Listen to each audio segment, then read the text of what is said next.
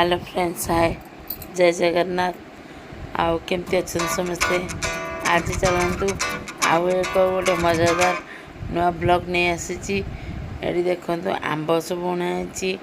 आंब सब देखु केते आंब पूरा बढ़िया है। आंब मैंने पूरा A1 आंब आ बहुत मीठा। आज ये आंब को आम नहीं कौन गोटे करवा चलना देखा। एबे आम आज ना आंब सरा प्रस्तुत करिया।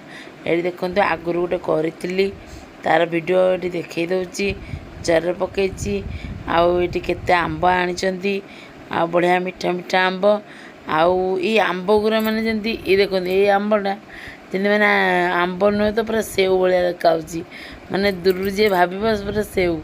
देखो मैडा मो पु गोटे पिकटे उठेला आउ देखो आंब को सब चिपुड़ी देकी सब जो खंड खंड अच्छी ताको भल से पूरा मिक्स कर दौची।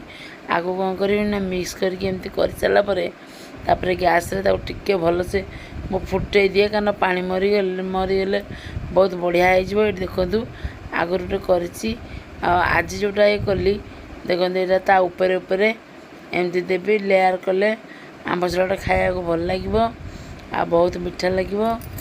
आ देखो केते सुंदर है आंब सराटा केमती लगला मत कमेंट माध्यम रणेमे।